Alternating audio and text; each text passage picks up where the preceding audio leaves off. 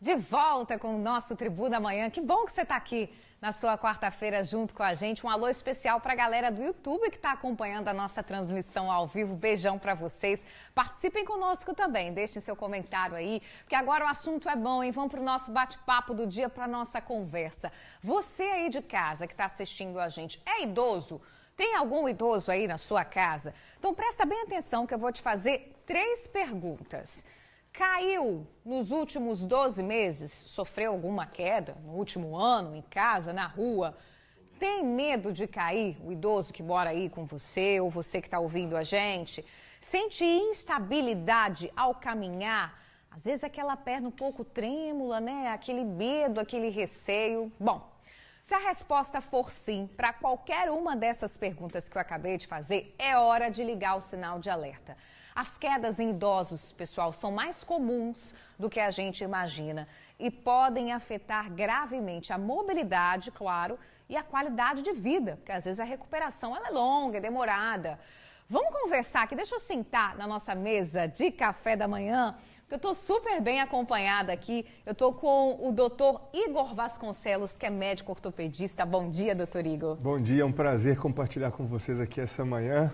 Que bom, prazer é todo nosso. Estou aqui também, gente, com a dona Zilda. Bem-vinda, dona Zilda. Obrigada. Bom dia para a senhora. Bom dia. Estou com a filha da dona Zilda, a Rovena, também. Bem-vinda, Rovena.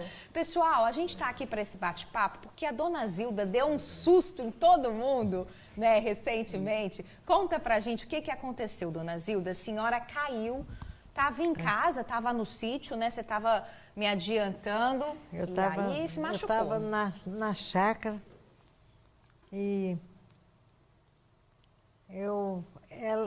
Rovena e meu marido estavam longe de mim. Eu fui ao banheiro, né?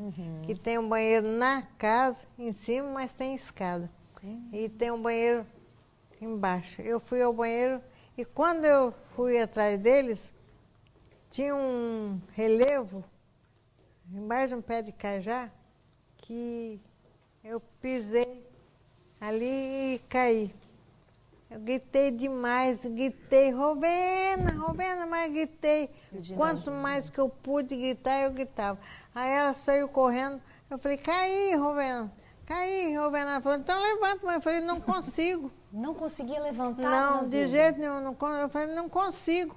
Aí meu marido chegou, né? Ela e ele colocou o carro pertinho de mim e os dois me colocaram no carro. Nossa, precisaram levantar a senhora? Me levantar, não levantava não. O que a senhora sentia? Muita dor. Onde que doeu, dona Zilda? Aqui, assim, tudo. A senhora caiu de lateral, você estava me contando, de lateral, né? De lado, em cima da perna. Meu Deus, já tinha caído assim alguma outra vez, dona Zilda? Nunca, primeira vez. Que seja a última, se Deus quiser. Que seja a última, se Deus quiser, é verdade. Mas e aí, dona Zilda, a senhora foi socorrida, né? Sua filha, seu esposo levou a senhora para o médico? Para o hospital. Para o hospital. E qual foi o diagnóstico? O que aconteceu com a senhora?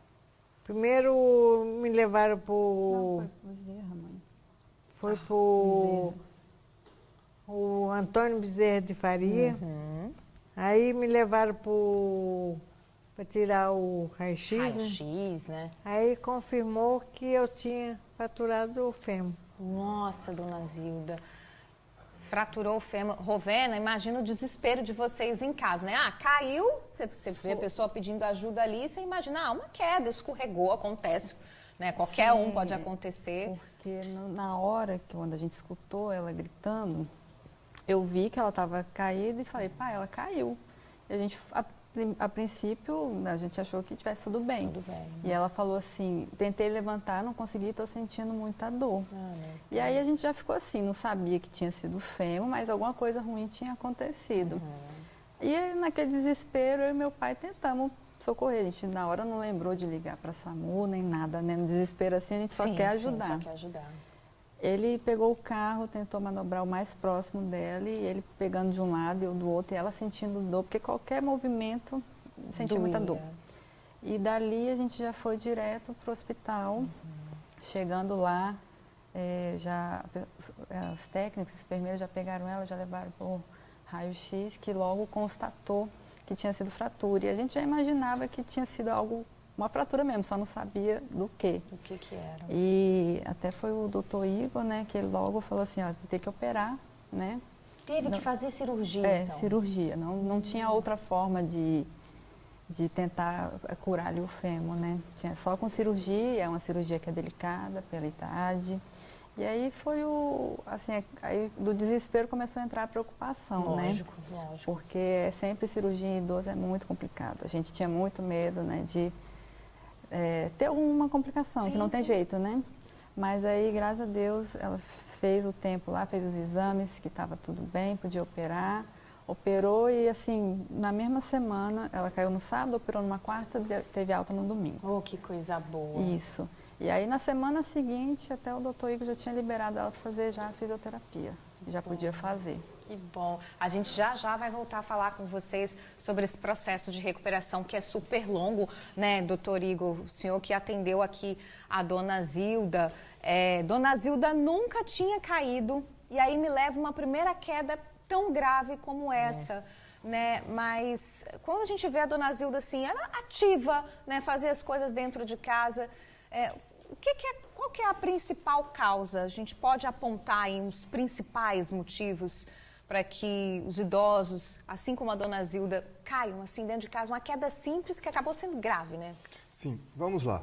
Então, só para ressaltar a importância da família junto, Verdade. né? Olha que importância, ela caiu na chácara, né? E se não tivesse ninguém perto, Nossa. né? Então, olha que importante a família estar junto, ter um acompanhante dos idosos, né? Sempre cuidando, e isso é fundamental para o processo, né? De cuidado e tratamento do idoso. Agora, vamos lá. Em relação à queda, né? A gente tem inúmeros fatores, alguns relacionados ao ambiente e alguns relacionados ao paciente. Para a gente falar em relação ao ambiente, a gente tem diversos fatores, igual você mesmo comentou. O tapete, né? Aquele tapete que fica lá no chão da sala, ele pode embolar no pé. O famoso chinelo de dedo, né? Que alguns idosos adoram aquele chinelinho de dedo, mas ele pode ser muito perigoso, porque ele não estabiliza o calcânio. E aí pode predispor uma queda.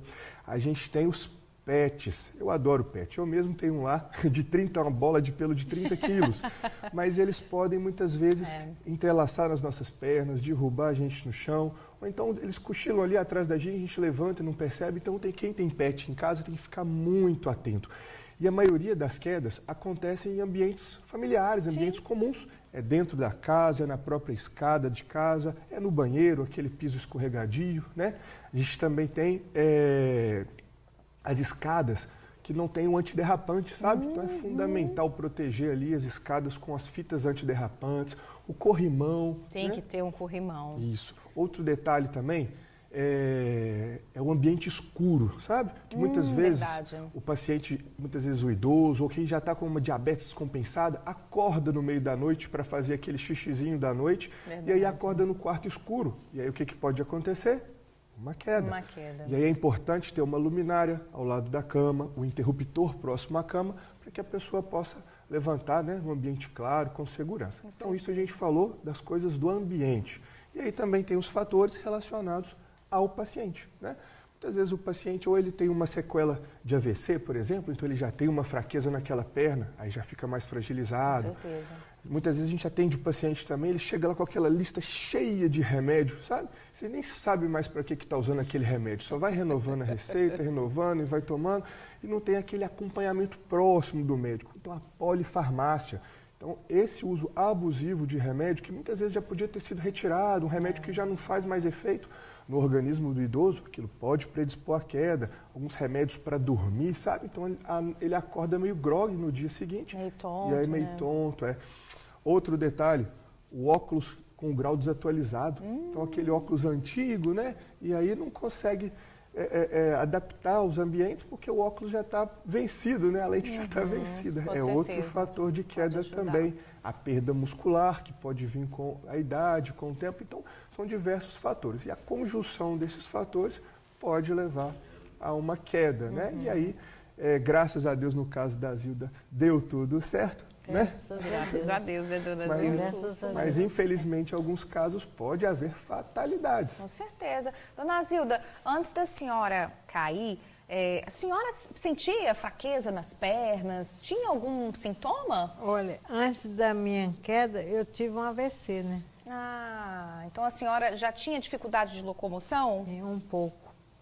Já. Entendi. Usava bengala, apoio, alguma coisa em casa? Não. Não.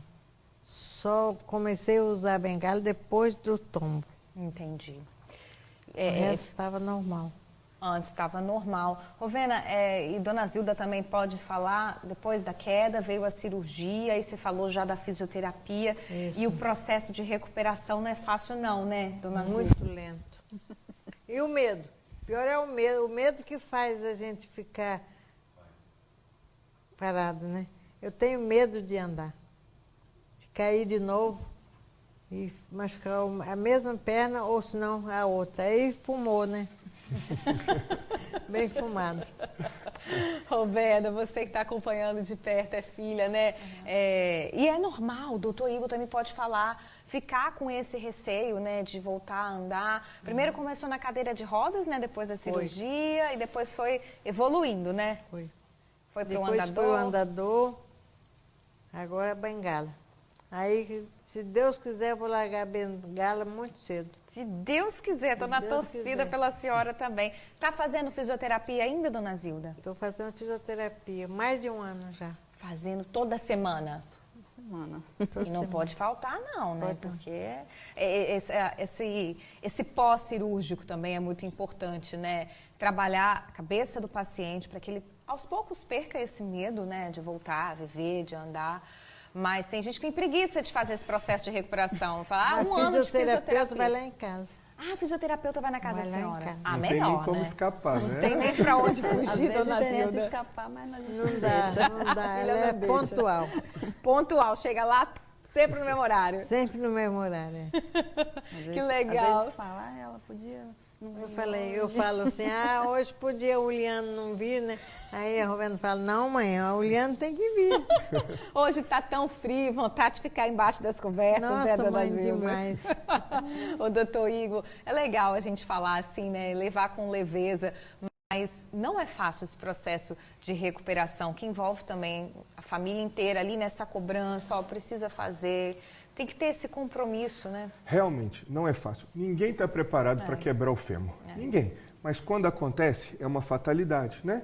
E a maioria dos casos, realmente, a gente faz a cirurgia, a gente opera. Então, muitas vezes chega o paciente lá de 80, 90, já operei paciente até de 105 anos. É mesmo? E aí fica, meu Deus, e agora? O que vamos fazer? Vai fazer cirurgia? Vai. Por quê? Os idosos que quebram o fêmur e não operam, eles sofrem mais. A chance de morrer é maior. Quando a gente opera, a gente traz autonomia, a gente traz funcionalidade e isso faz a diminuição da chance de mortalidade. Olha só para você ver que maravilha, a Zilda na primeira semana já estava fazendo fisioterapia. Verdade. Se não tivesse operado, estava em cima de uma cama.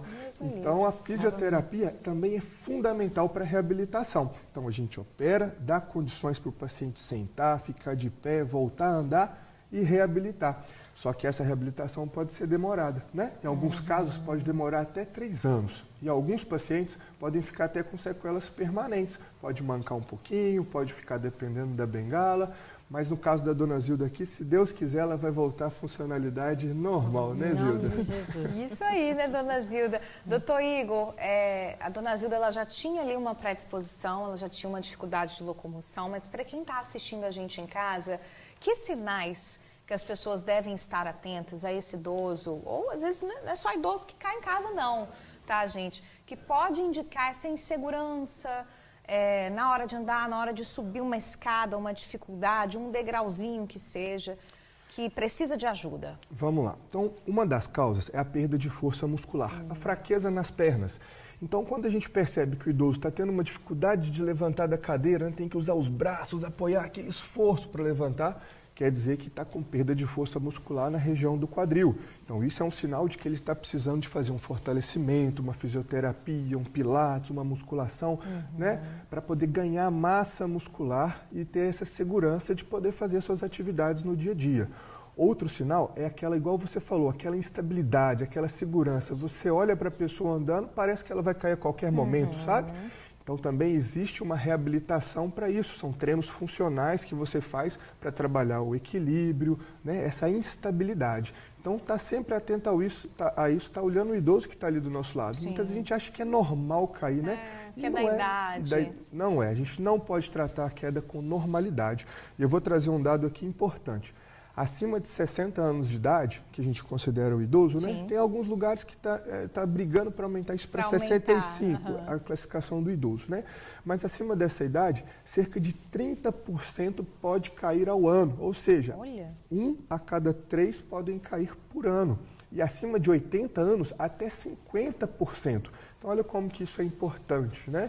E além das sequelas que a gente comentou, são as sequelas funcionais, também fica a sequela psicológica, né? Aquele medo, aquela ansiedade e também aquela preocupação da família. Não muda só a vida da dona Zilda, muda a vida da família inteira, né? A Rovena está falando aqui, a rotina de todo mundo, né? A gente tem que readaptar a realidade dela. Com certeza. Não tem como ser a realidade de cada um independente igual era antes. Então, assim, tem que ter o apoio, é muito importante, né? Então, assim, quando ela caiu, ficou revezando eu, minha irmã, meu pai, que nós 3 só, né? E para adaptarmos a nossa realidade à dela. E aí vem o impacto financeiro também, né? Porque sim, tudo isso gera custos, né? Gera mais custos, né? Porque tirando a fisioterapia, tem a medicação, né? Tem toda a adaptação que se faz em casa, para poder ela ter um suporte maior, né? Isso que eu ia te perguntar agora. Cuidadora também. Cuidadora. O que mudou na vida da família? E, toda essa parte que você está falando estrutural e em casa também, que adaptações vocês precisaram fazer para prevenir que outros acidentes aconteçam? Sim. Por exemplo, no início, quando ela chegou, que era só na cadeira de roda, no banheiro do quarto deles tem na entrada um ressalto. Então, o meu pai pediu para adaptar uma rampa nesse ressalto para poder entrar com a cadeira, né? Cadeira de roda, cadeira de banho e para ficar com mais facilidade dela se movimentar ali dentro também. E no início, como a gente não sabia como é que fazer alguma coisa, os primeiros meses foram com cuidadoras e era de segunda a segunda. Era cuidadora durante segunda a sexta e outras sábado e domingo. Nossa. E aquela rotina assim, né? A gente ficou uma coisa até desgastante, porque no início a gente não sabe, fica uma pressão muito forte.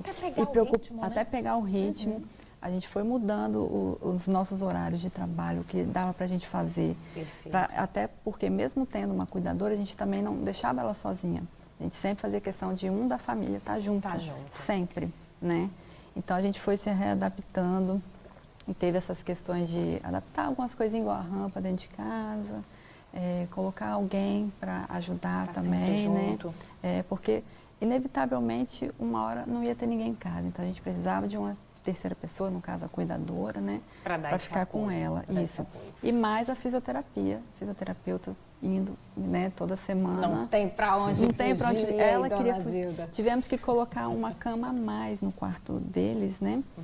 Porque a cama deles é aquela mais macia, não dava para fazer uma boa fisioterapia.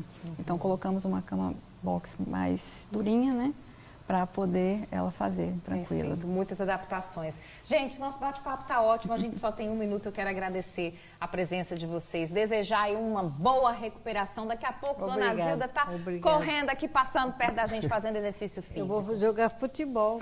Oh, que coisa boa, eu vou ficar na torcida por você, Dona Zilda. Obrigada. Me chama para eu assistir essa partida. Tá bom. Doutor Igor, obrigada aqui também pela aula, pelos esclarecimentos. É um prazer estar aqui com vocês. Obrigada, Rovena, também, super filhona aí, contando do dia a dia. Vamos encerrar juntos o Tribuna Amanhã dessa quarta. Para você aí de casa, beijo enorme e até amanhã, pessoal. Tchau, tchau. Tchau.